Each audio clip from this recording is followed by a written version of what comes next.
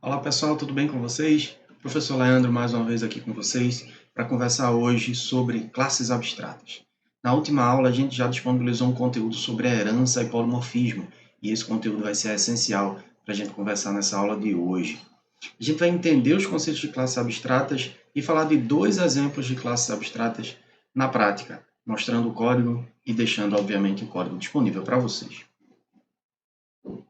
Eu começo essa aula de hoje lembrando que a gente vai explorar bastante o conceito de polimorfismo. Por isso que eu trago aqui esse conceito de hardcore, que a gente vai explorar ao máximo o polimorfismo quando a gente vai falando sobre classes abstratas. É importante lembrar um breve resumo de tudo que a gente já falou de orientação a objeto até agora. E a gente vai usar bastante o conceito de sobrescrita junto com polimorfismo, certo? A gente já falou de estruturação em camadas e classes abstratas junto com interfaces é um ponto essencial para vocês entenderem a estruturação do sistema em camadas, certo? Bom, como é que funciona e o que são classes abstratas? A gente já viu que a herança, na verdade, apresenta uma especialização de uma determinada classe. Então, digamos que a gente tenha classes do tipo conta, que tem métodos creditar e debitar. E digamos que eu queira adicionar uma subclasse, uma classe que herda da classe conta e que tem um novo comportamento. Eu estou chamando essa nova classe de classe poupança e ela adiciona um novo comportamento que seria render juros, por exemplo. A classe conta padrão, que seria uma conta corrente padrão, ela não tem a possibilidade de render juros, mas a conta poupança não. A conta poupança ela permite você render juros a partir de uma determinada data de aniversário. Então, se a gente tem a presença de classe mãe, superclasse e subclasse ou classe filha, o que seriam as classes abstratas? Uma classe abstrata tem uma característica primordial. Ela não pode ser instanciada. E aí você me diz, como assim? Como é que você vai ter uma classe que não pode ser instanciada em termos de um objeto? Justamente, uma classe abstrata ela existe para forçar com que você crie classes filhas.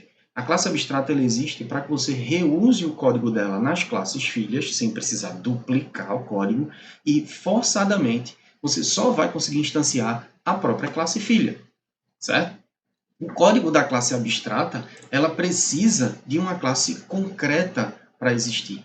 Então, a palavrinha abstract, quando ela é adicionada na definição de uma classe, ela força com que a classe não tenha nenhuma instância, a não ser que você crie uma classe concreta que herda diretamente dela. A superclasse abstrata disponibiliza justamente um corpo de código para classes filhas, inclusive construtores. O corpo de código pode incluir construtores, forçando que as classes filhas, tenham a mesma estrutura básica dentro da hierarquia, ou seja, todas as classes filhas que herdam de uma determinada classe, seja ela abstrata ou não, a gente está adicionando um novo conceito agora de abstração, mas as classes filhas vão ter o mesmo código da classe mãe, da superclasse, e adicionar um determinado novo comportamento. Quando eu crio uma classe abstrata, significa que essa classe ela não tem todo o código disponível. Eu posso forçar com que as classes filhas tenham um pedaço ou outro do código disponível. Vamos para um exemplo que talvez fique mais fácil. Imagine que eu trago para vocês aqui um exemplo chamado de shape. Shape não é nada mais do que uma forma, tá? E esse aqui é um UML padrão. Observem que shape aqui, esse nome, ele está em itálico. Por acaso ele está em itálico porque ele já representa uma classe abstrata. Mas também se vocês observarem aqui, eu vou colocar uma lupa, esse Azinho, tá vendo um Azinho que está aqui, ó? Esse Azinho representa a abstração, a marcação da classe como sendo uma classe abstrata, certo? Essa shape, essa forma, ela tem um construtor, lembram da estrutura UML, atributos, construtores e métodos, ela tem um construtor que recebe uma string como parâmetro e um calculate area, que retorna um double. Basicamente, eu estou dizendo o seguinte, uma forma em Java não é nada mais do que algum elemento que tem um determinado nome e pode ter a sua área calculada. Só qual é o detalhe? Essa classe é abstrata, ela não pode ser instanciada. Como é que ela tem construtor? O construtor ele vai poder ser invocado a partir das classes filhas. E quando eu digo que uma forma é uma classe abstrata, eu nunca vou conseguir fazer um new shape. Eu vou precisar de uma subclasse dela. De tal forma que essa subclasse aí sim instanciada vai poder dar corpo ao método calculateArea. Esse método calculateArea também está marcado aí como itálico, tá vendo na UML? Ele como itálico, ele também está abstrato. Se você tem um método abstrato, ele não tem corpo, ele só tem assinatura. Então a gente define a assinatura do método e diz, toda e qualquer subclasse, a partir dessa superclasse abstrata, tem que forçadamente dar um corpo ao método abstrato, senão ela também teria que ser marcada como abstrata.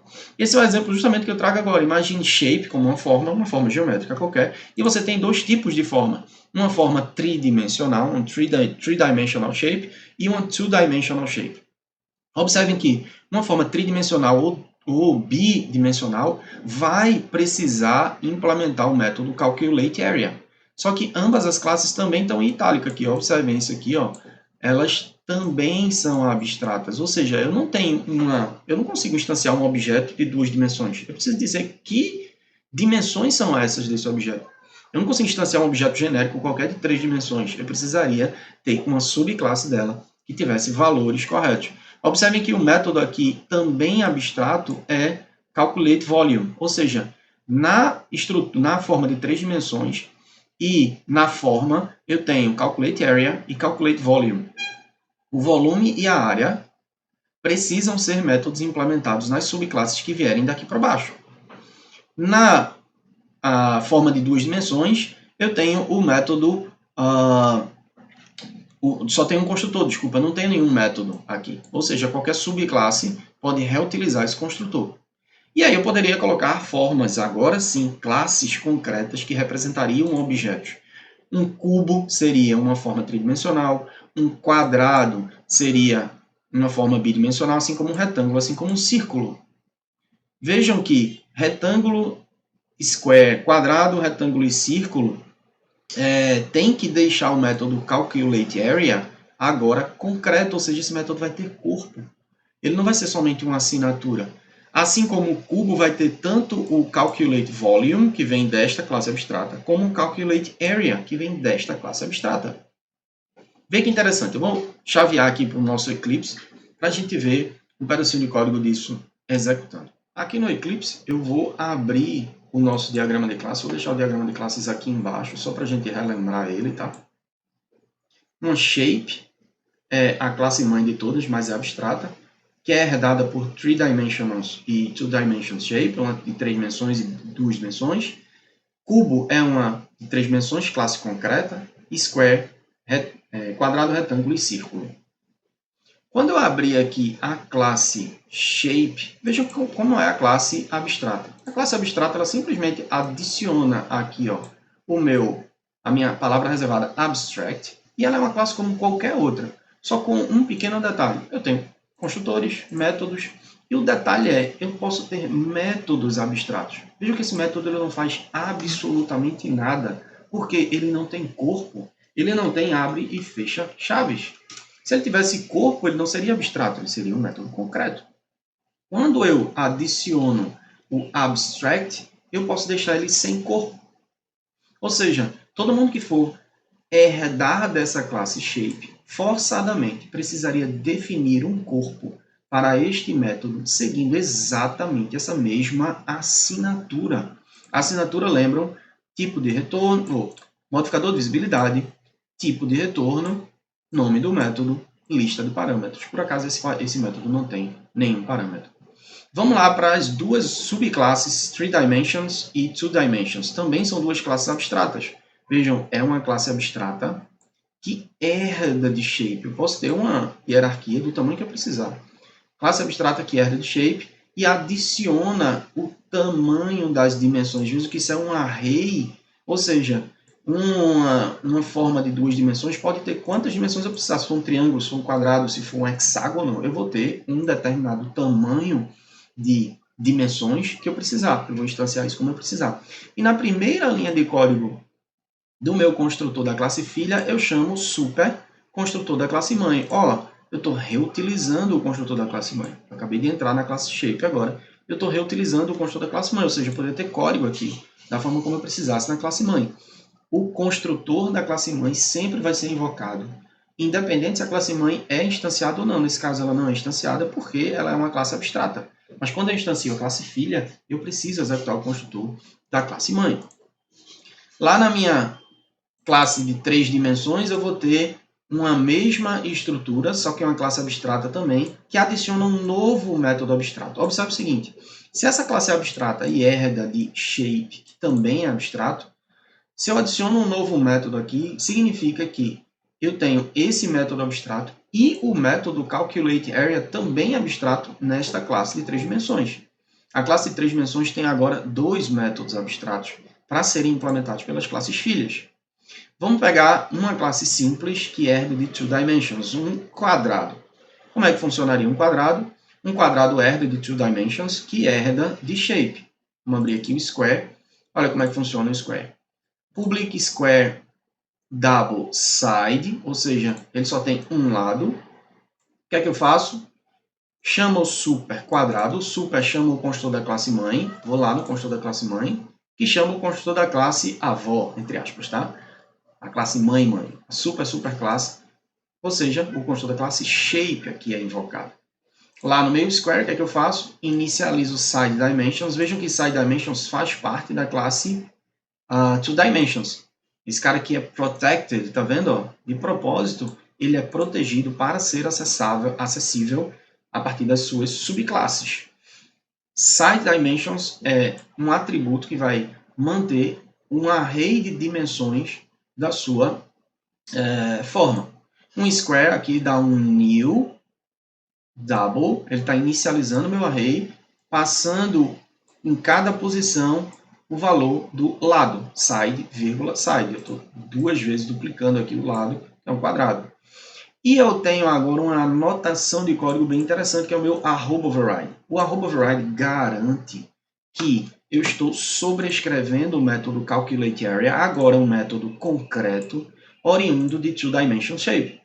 Se eu não colocar o @override, vê o que acontece. Eu posso alterar, por exemplo, a assinatura desse cara aqui, colocando W qualquer, e eu acabo tendo um erro de compilação dizendo, ó, a classe que está marcada, não está marcada como abstrata, automaticamente ela é concreta, ela precisaria forçadamente ter o método calculateArea exatamente como está no 2 dimension shape.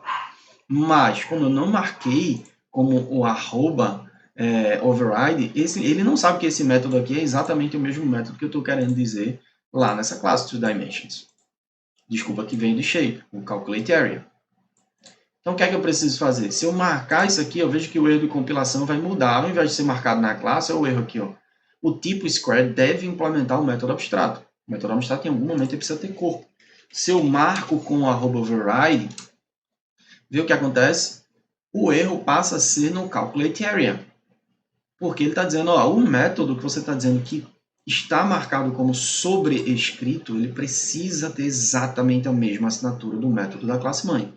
Então, se eu apago aqui, agora sim ele diz, esse cara faz parte da minha estrutura de classes. Do mesmo jeito, lá na classe Cube, eu vou para a classe Cubo aqui, e a classe Cubo ela precisa forçadamente ter o Calculate Volume, para calcular o volume baseado numa estrutura de 3 dimensões, e o calculateArea, baseado numa estrutura padrão, que é a minha shape. Então, esses dois métodos vêm sobrecarregados. O de volume vem diretamente de 3 dimensões, daqui, e o de calculateArea vem diretamente de shape, que eu tinha marcado como abstrato. Estão percebendo? Vejam que os dois estão marcados com @override. Eu estou inicializando o cubo com lados iguais. Todo cubo vai ter um lado igual. Vejam que eu não tenho, diferente da 2 dimensions, eu não tenho um array. Eu tenho simplesmente a inicialização de um lado. E o cálculo do volume vai ser a potência do lado ao cubo. O cálculo da área vai ser o lado multiplicado pelo lado, multiplicado por 6 vezes, já que o cubo tem 6 lados. Beleza? A mesma coisa acontece com as outras classes. Eu deixo o código disponível aí na descrição do vídeo para vocês visualizarem melhor a classe retângulo, que inicializa um construtor com largura e altura, e a classe círculo, diferente de cubo, dá para não confundir, a classe círculo recebe um raio e eu inicializo a minha área, eu implemento, desculpa, a minha área, o meu método área math.p vezes sideDimensions, eu multiplico, eu levo ao quadrado, π vezes o raio ao quadrado. Eu deixo o código disponível para todo mundo. Ou seja, a classe abstrata, ela vai forçadamente dizer que eu não posso instanciar a classe shape, nem muito menos também as classes de 3 dimensões e do 2 dimensions. Um exemplo de código aqui, usando um ArrayList, eu poderia tranquilamente. Eu criei uma classe aqui, main class ArrayList, que eu faço shape p recebe. Vê o que acontece se eu faço new shape. Eu consigo fazer isso? Claro que não. A classe shape ela é abstrata, eu não posso instanciá-la. Cannot instantiate shape. Então eu vou fazer um new de qualquer subclasse. Será que eu consigo fazer um 2 dimensions? 2 dimensions shape? Também não. Ele só criou para mim uma estrutura aqui de uma classe interna, mas eu não consigo instanciar um 2 dimensions. Ele diz também, eu não posso instanciar. Mas eu posso fazer shape recebe new rectangle. E aí sim, uma forma superclasse pode receber uma instância da subclasse. New rectangle, ele está esperando que eu passe os parâmetros. O droga, eu acabei importando uma classe diferente aqui, mas é um new rectangle dentro do nosso pacote, tá? Que está esperando que eu passe uma altura 3 e uma largura 2. E aí sim eu consigo fazer shape p recebe new shape. Shape P2 recebe new circle. E o círculo espera que eu passe um raio. Shape P3 espera que eu passe alguma. Vamos botar aqui um new square. E aí o square tem um lado de 5. Vamos fazer um negócio legal? Será que a gente consegue fazer um ArrayList de shapes? E aí sim entra a parte mais interessante de classes abstratas, quando eu uso polimorfismo. ArrayList de shapes. Shapes, vou chamar o nome da minha lista de shapes, recebe new ArrayList. E eu vou sair adicionando, isso aqui é desnecessário, e eu vou sair adicionando shapes.add. Vou adicionar aqui P, vou adicionar P2, P3. Para não precisar guardar na variável, eu posso tranquilamente fazer shapes.add. Quem mais? New cube. Será que eu posso passar um cubo como parâmetro? Sim, sem problema. Um cubo de lado cujo tamanho 6. Um cubo é uma dimensão, uma forma de 3 dimensões, uma 3-dimensional shape, e também é um shape. Então eu posso passar uma instância da subclasse se esse cara está me recebendo uma superclasse do tipo shape. E aí eu posso iterar sobre todo mundo, por exemplo, for shape s, shapes, eu quero buscar todas as minhas formas e eu quero simplesmente pegar qual é a área de cada um deles. Acabei errando aqui porque, como esse cara é um ArrayList de uma classe abstrata, eu preciso dizer qual tipo que ele vai receber, forçadamente. Por exemplo, imprima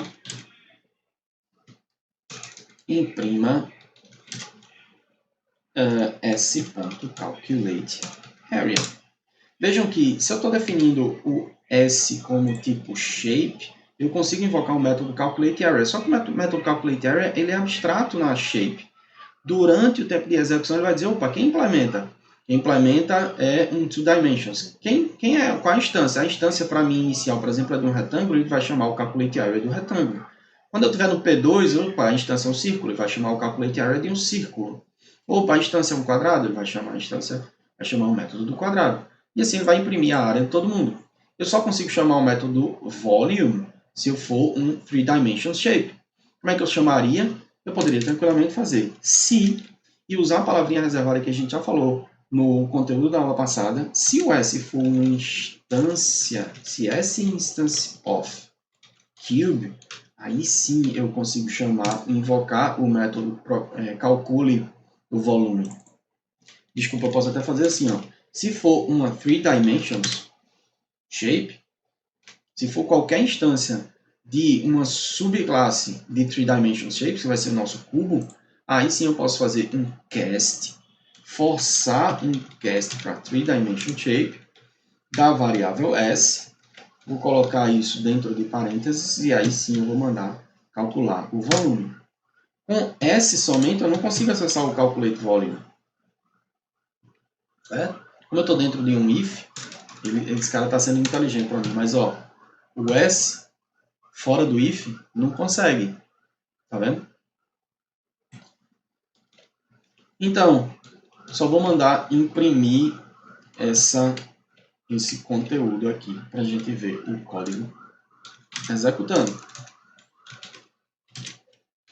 Mando imprimir o 3Dimension Shapes.calculate volume. Beleza?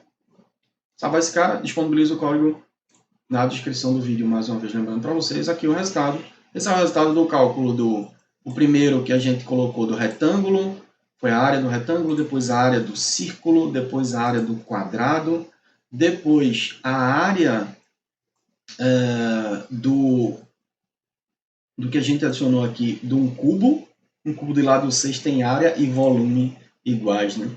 Eu acabei não percebendo isso. Só alterar isso aqui para 5, que a gente percebe que área e volume são diferentes. Por acaso 6, como são 6 lados, acaba dando exatamente o mesmo valor. Beleza? Vamos partir para outro exemplo. Será que em outro exemplo a gente conseguiria entender melhor como funcionam classes abstratas? Em outro exemplo, eu trago para vocês um sistema de folha de pagamento. É um sistema relativamente simples de se entender, mas que a gente também tem uma estrutura de 4 classes que herdam de uma determinada classe abstrata. É bom vocês entenderem bem esse exemplo, justamente que a gente vai usar um exemplo bem parecido quando a gente for trabalhar lá com interfaces. Eu vou trazer mais detalhes sobre como funciona a interface em Java. Por enquanto, vamos falar sobre isso. Imagine um sistema de folha de pagamento onde você tem um empregado, um employee, e esse é o exemplo do livro de Daytel, do Java Como Programar. O exemplo do código está todo disponível no meu GitHub e no link do código do livro. Eu fiz algumas pequenas alterações com comentários somente, mas vocês podem pegar o código original lá do livro de Daytel. E essa estrutura mostra o seguinte: um empregado, um employee, observem esse employee, ele está em itálico, ele é abstrato. Pode ser representado por um empregado assalariado, um empregado comissionado ou um empregado que ganha por hora. Além de um empregado comissionado poder ser especializado num empregado que ganha um salário base, um base plus commission. Ou seja, o cara é assalariado, ganha comissão, ganha por hora ou ganha um salário base mais uma comissão. Seguindo esse exemplo, vamos mostrar o pedacinho de código de cada uma dessas classes, quais classes são concretas e herdam das classes superiores, e a classe employee, que é abstrata. A classe employee é abstrata de propósito porque no meu sistema eu quero que os meus empregados tenham sempre um tipo específico e eu não posso instanciar um empregado genérico. Um empregado genérico ele não saberia calcular o seu próprio salário, ele não teria um método que calculasse o seu salário. Ou seja, o método earnings é o método abstrato. Earnings em inglês, que calcula os seus vencimentos, certo? Por acaso o código está em inglês, do exemplo do livro de Daytel, e eu não traduzi o código para a gente, tá? Então vocês vão ter contato com muito código em inglês, não estranhem isso na vida de vocês. É bom observar que objetos da subclasse ou da classe filha comportam-se sempre como os objetos da superclasse, adicionando um novo comportamento. Ou seja, classes filhas são iguais às classes mãe, mais alguma coisa, adicionando um novo comportamento. Os métodos em subclasses podem redefinir ou sobrescrever, é o que a gente acabou de fazer lá nas shapes. A gente clicou e criou uma redefinição, um @override para ele, certo? O método na classe filha ele pode tanto sobrescrever o método da classe mãe, como escrever pela primeira vez, como é o caso de classe abstrata lá em cima, classe concreta embaixo. Todo método sobrescrito ele precisa seguir o princípio da invariância, ou seja, você não vai mudar a assinatura do método, nem muito menos a semântica. Não faz sentido o método representar uma coisa na classe mãe e na classe filha ele mudar de contexto. Seguindo esse exemplo do sistema de folha de pagamento, a gente precisa entender como são calculados os honorários, os vencimentos. Honorários são advocatícios, né? Os vencimentos dos trabalhadores. No meu exemplo bem simples e trazendo como base o sistema de pagamento americano, que o código está em inglês, o livro foi uma tradução americana, O employee, o empregado, ele tem o método earnings, o método vencimentos abstrato. E somente as classes concretas implementam efetivamente como são calculados os vencimentos. Para o cara que é assalariado, eu calculo os vencimentos a partir de um salário semanal. Para o cara que ganha por hora, eu calculo os vencimentos baseado na quantidade de horas que ele trabalhou. Se ele trabalhou menos de 40 horas, ele ganha o valor que ele ganha por hora, que se chama de wage, vezes a quantidade de horas trabalhadas. Se ele trabalhou acima de 40 horas, nos Estados Unidos é considerado hora extra, eu multiplicaria 40 vezes o que ele ganha por hora, mais o excedente, ou seja, a quantidade de horas menos 40, multiplicado pelo wage, multiplicado por 1,5, para adicionar 50% aí de hora extra. Para o cara que ganha por comissão, eu vou dizer que ele ganha basicamente o que ele vendeu vezes uma taxa de comissão, uma rate. E para o cara que trabalha com salário base mais comissão, ele vai fazer a mesma coisa do que eu acabei de falar, mais um salário base. Observem que eu vou ter muita chamada para super, para o método que está em cima, que já calcula alguma coisa, que já verifica alguma coisa. Super tem acesso à classe imediatamente superior, à superclasse imediatamente acima. Tá? O super.super não consegue acessar a classe avó, entre aspas. Beleza? Bom, na classe employee, eu teria um pedacinho de código mais ou menos assim. Seria bem simples de explicar, eu trago diretamente no slide. A classe employee ela é abstrata, tá? Ela não pode ser instanciada. E ela tem os atributos first name, last name, como primeiro nome e sobrenome, e o SSN, o Social Security Number, é equivalente ao CPF nos Estados Unidos. Observem que isso aqui é um construtor. Nada impede que a classe abstrata tenha construtores, porque o construtor vai ser invocado a partir da classe filha. E o método abstrato, earnings, tem como assinatura um return de um double sem parâmetros. O earnings vai ser calculado a partir das classes filhas, certo? Aqui eu deixo disponível um método toString para vocês observarem melhor. O código está disponível. Deem uma olhada no código se vocês entendem bem como funciona o toString. E observem que o toString das classes filhas vão fazer super.toString, ou seja, esse método toString assim, vai ser reusado a partir de invocação das classes filhas até chegar na classe mãe. Esse método é concreto, tá? É bom observar que toda classe abstrata possibilita essa herança de código preservando o comportamento da classe mãe. Os métodos abstratos, pelo menos existe um na classe abstrata, mas não é obrigatório. Você pode ter uma classe abstrata sem nenhum método abstrato, sem problema algum, certo? Você não consegue criar métodos nas classes abstratas, como eu já tinha falado, mas é possível ter construtores e é até bom ter construtores para que eles sejam reutilizados nas classes filhas. Vamos ver a primeira classe filha, é o seller de employee. Veja que o seller de employee, o que é que ele faz? Ele extends de employee e ele adiciona aqui para você um atributo chamado de weekly salary. O earnings não faz nada demais a não ser retornar esse atributo. Ou seja, o cara que é assalariado, ele ganha um salário um valor fixo, ele retorna esse valor. Observem o construtor. Primeira linha do construtor sempre faz a chamada ao construtor da classe mãe. Eu estou repassando os parâmetros first, last e SSN, que representam primeiro, o último nome e o CPF, além de um quarto parâmetro, que é o meu salário. E eu faço this.set, weekly salary, repassando esse salário. Por que eu não faço já aqui? Weekly salary recebe o parâmetro. Porque eu quero validar. Dentro da classe salary de employee, eu quero simplesmente validar para o cara não ter um salário negativo. Então, posso escrever isso no método setter, no método do tipo set, uma validação de código. O toString, vejam que o que é que o toString faz aqui, ó, super.toString. Então, deem uma olhada como funciona string.format, para vocês entenderem bem esse código. Dá uma olhada no código, dá um pause no vídeo se vocês tiverem alguma dúvida.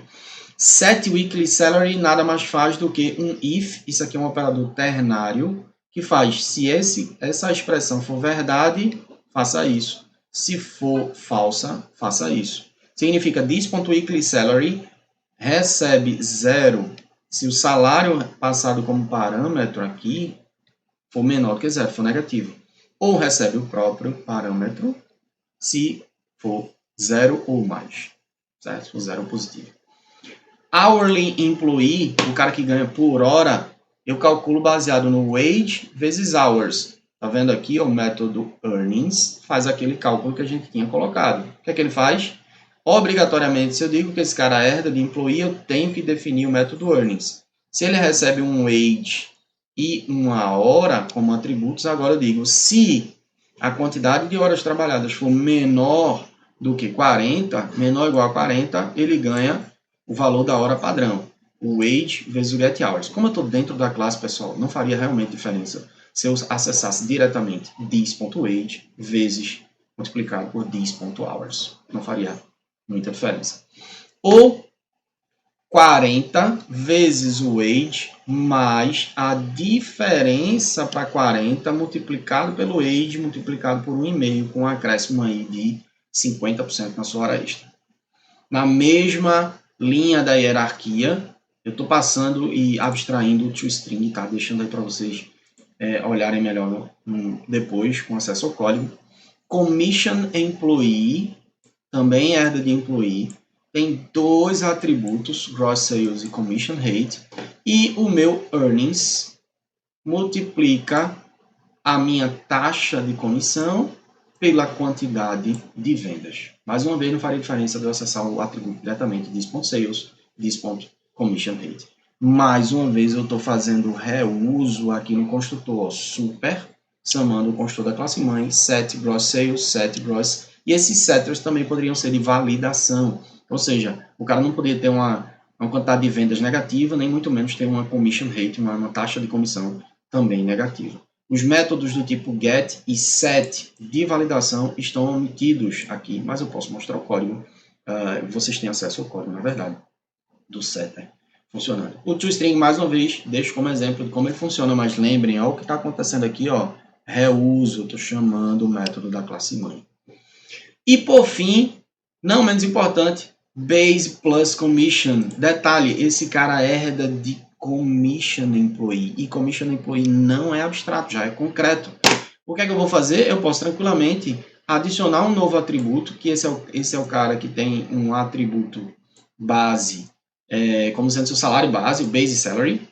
E o earnings nada mais faz do que pega o salário base e soma com super.earnings. Olha quem é super.earnings. É justamente o método earnings do cara que é comissionado. Eu estou adicionando o cálculo aqui, eu estou reusando o cálculo do método que já foi chamado acima. Mais uma vez, observe a estrutura do construtor. Primeira linha de código chama o construtor da classe mãe, repassando, e o construtor da classe mãe aqui, galera, vai ser o commission employee, não vai ser a minha classe abstrata lá, employee, certo? Set base salary é um setter de validação. O método toString, mais uma vez, também faz uso do super.toString. Beleza? Vamos ver como é que esse código funciona lá no Eclipse, trazendo exemplos dele executando. Tá aqui um exemplo do nosso sisteminha. Mais uma vez eu vou colocar aqui embaixo a minha estrutura, tá? Observem e lembrem que a estrutura começa com employee, aqui eu tenho todos os métodos, atributos, logo aqui construtores, salary employee, commission employee, hourly employee, 3 classes concretas que herdam diretamente employee, e base plus commission, que herda de uma classe já concreta, que herda da classe abstrata. Ou seja, base plus commission já está reutilizando o código de commission, certo? O código de todos está disponível, de todas as classes está disponível, base plus commission, commission employee, hourly employee, assim como eu mostrei lá no slide, salary employee, e a própria classe abstrata employee, certo? Com todos os getters e setters que foram omitidos nos slides, e aí você já entende como é que funciona. Aqui eu trago um pedacinho de código bem interessante, só para a gente entender o polimorfismo sendo utilizado. Veja o que eu estou fazendo aqui. Essas 4 linhas de código estão instanciando objetos das subclasses. Vejam que eu não estou fazendo uso de polimorfismo, eu estou fazendo salary employee, recebe new salary employee. Eu poderia tranquilamente fazer isso aqui, ó, polimorfismo agora, employee, superclasse, recebe instância da subclasse. Employee, superclasse, recebe instância hourly employee da subclasse. Tranquilamente, mas aqui eu não estou usando polimorfismo. Eu vou mandar processar cada um desses objetos, o salary, hourly, commission e base plus commission, individualmente e sem polimorfismo. Estou mandando aqui systemout.printf, calcula os vencimentos desse cara, desse cara, desse cara e desse cara. Observem que essa estrutura de systemout.printf é bem interessante para você imprimir coisas na tela, porque ele usa a substituição do porcento pelo primeiro parâmetro, depois o segundo porcento aqui, porcento %s, pelo segundo parâmetro, e daí para frente, certo? Isso é muito parecido com C, então deem uma olhada na API de printf, na especificação de printf, é bem legal você utilizar para imprimir coisa no console. Quando eu crio agora um array de employee, agora eu estou considerando a classe mãe, a superclasse abstrata, que pode receber instâncias da classe filhas. Cuidado, isso aqui não é um new employee, tá? Alguém pode confundir, alguém está fazendo um new na classe abstrata. Não, eu estou fazendo um new no array de 4 posições, onde cada posição é nula, podendo receber uma instância da subclasse de employee. Employees na posição 0 recebe esse cara aqui de cima, na posição 1 recebe esse cara aqui de cima, na posição 2 recebe esse cara aqui de cima, na posição 3 recebe esse cara. E agora sim eu vou processá-los polimorficamente. Com um for padrão, isso é um for padrão, for int igual a 0 e menor do que employees.length, employee recebe employees na posição 1. Eu estou processando 1 a 1, tá? Aqui, com esse na mão, eu só consigo acessar os métodos que estão definidos em employee. Ou seja, eu só consigo acessar o earnings, o get first name, set first name. Eu só consigo acessar os métodos que estão definidos nessa classe. Certo? E voltando para cá, no processamento polimórfico, eu mando imprimir agora e.getEarnings. Vê que eu não consigo, através de digamos que eu queira acessar algum atributo de seller de employee, que é o getWeekly. Não posso. Eu precisaria testar se essa instância é uma instância de seller de employee, e aí sim fazer um instance of. E aqui um for, de uma forma for each. Aqui eu tenho um for usando estrutura de array, aqui eu tenho um for como for each. Para cada empregado de empregados, employees, invoca implicitamente o método toString de cada um. Eu estou mandando imprimir current employee. Vê o que acontece aqui. Via ligação dinâmica, esse cara vai pegar o seguinte, ele vai pegar a instância de cada um desses caras e vai chamar o método toString da classe do qual o objeto está associado. Então, esse current employee vai pegar o que é um seller de employee na posição 0, e vai chamar o toString do seller de employee. Vê o que acontece? Quando ele chama o toString, esse cara chama o format, que chama super.toString, que acessa o toString lá da classe employee, lá em cima.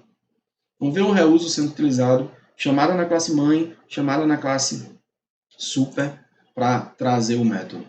Então aqui eu só estou mandando imprimir cada uma das informações de cada um dos objetos, e polimorficamente um método toString vai ser chamado do tipo do objeto específico, uma vez que o toString foi reescrito, foi override em cada uma das subclasses. E agora, especificamente, se current employee instance of base plus commission, aí eu posso fazer o cast. O cast aqui é seguro. Base plus commission employee, qualquer recebe o cast. Com o cast na mão, se essa variável está definida como tipo base plus commission, aí sim employee consegue acessar o get base salary, ou o método específico de base plus commission employee. Eu estou só pegando o salário base e aumentando em 10% o valor do salário anterior, e aí aqui mandando imprimir o que o cara ganhou depois do aumento de 10%. Beleza? Lá no final, pega o nome de cada tipo dos objetos do array employees e vai chamar o método getClass. Vê o que vai acontecer quando eu chamo o método getClass? Ele vai pegar justamente qual a classe que aquele objeto especificamente pertence. Se esse cara é do tipo seller de employee, ele vai retornar a classe com o nome completo delas. Pacote mais nome da classe. Vou mandar rodar aqui só para vocês verem o resultado. Deixa eu jogar o console aqui para baixo, para vocês lembrarem do código. Mas aqui eu processo individualmente, depois processo polimorficamente, depois adiciono um determinado valor de 10% a algum empregado, e lá no final eu mando imprimir a getClass dele, tá vendo? Esse cara faz parte do paymentsystem.abstractClass.sellerDeEmployee, o nome completo da classe. Beleza, galera? Acredito que deu para entender. Voltando para os nossos slides, todo o código que a gente está mostrando nessa aula está disponível originalmente no código-fonte do livro, tá? Mas o link que eu disponibilizei para vocês lá no início dos slides e que eu deixo na descrição do vídeo também traz essas adaptações, esses comentários que eu coloquei, que eu acabei de mostrar diretamente no Eclipse. Essa aula de hoje traz uso de casts e instance of de forma muito natural. A gente vai precisar usar bastante isso se eu estiver usando herança com muito afim. Detalhes sobre o método system.out.printf também pode ser encontrado no livro Java Como Programar, mas tem muita informação na internet se vocês fizerem uma busca. Alguns adendos sobre essa aula. O método, os modificadores, as palavras reservadas final e static, podem ser utilizadas para classes e métodos. A gente já viu que o modificador final e static podem ser aplicados a variáveis, mas e se a gente aplicar a métodos e classes? Classes e métodos. Em métodos, o final não permite sobrescrita, ou seja, nas subclasses eu não vou conseguir fazer o @override. Significa que eu não consigo marcar final e abstract ao mesmo tempo, porque o abstract exige o override. Se eu marco como final, esse cara não pode ser abstrato. Static e private em métodos automaticamente marca ele como final. O método marcado como final não pode ser reutilizado. Se eu marco ele como static e private, se ele é privado dentro da classe, ele também não vai conseguir ser reusado do mesmo jeito, então ele é automaticamente marcado como final. Em classes, final significa que ela não pode ser herdada por ninguém. Um exemplo de classe final é a classe string. A classe string ela não pode ser herdada, você não pode alterar a classe string em Java. Bom, algumas vantagens de utilizar classes abstratas, principalmente com frameworks. Os frameworks apresentam muitas classes abstratas como pontos de extensão. Em inglês, normalmente chamado de hooking points, hook de gancho, né? Onde você vai enganchar o seu código para colocar coisas. Alguns exemplos práticos de Android e HTTP Servlet. Um exemplo de Android com Content Provider, essa classe é abstrata, e tem alguns métodos abstratos. Essa classe Service também ela é abstrata, sem métodos abstratos. Eu vou mostrar rapidinho para vocês. E essa outra classe, HTTP Servlet, que é uma classe mais antiga, mas que a gente também tem ela como abstrata, sem métodos abstratos. Um exemplo do Content Provider, eu vou mostrar rapidinho aqui para vocês.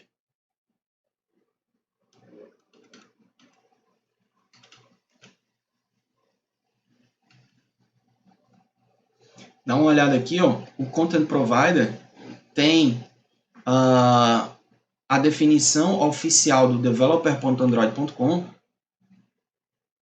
Desculpa, eu estou no service, está aqui o Content Provider.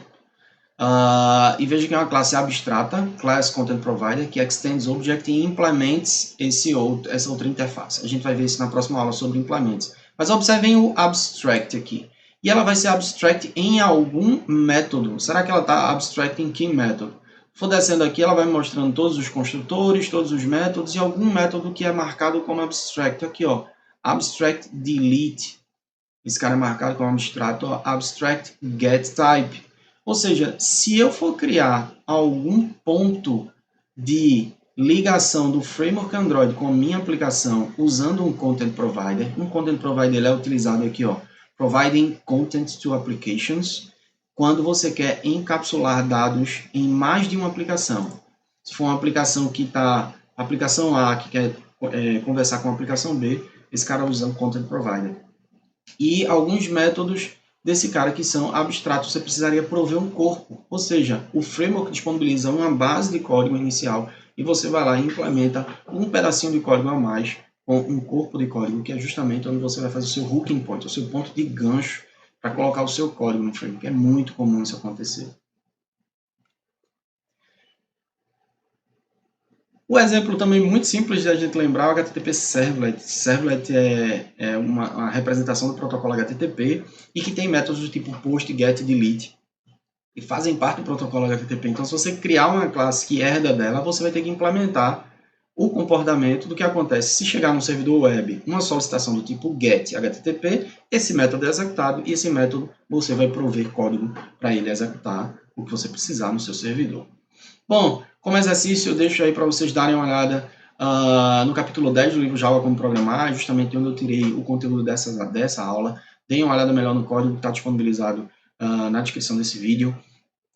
Para resumir, a gente ainda vai falar um bocado sobre a herança com interfaces, mas por enquanto vamos entender como funcionam as classes abstratas desses dois exemplos de código que eu trouxe para vocês. E lembrar que a gente vai precisar falar bastante e usar bastante casts e instance of. Valeu, galera! Agradeço a atenção de vocês até agora. Quem assistiu até agora, deixa o like. Se entendeu que está tudo acompanhando no curso, deixa o like. Vamos seguindo. Um abraço, até mais.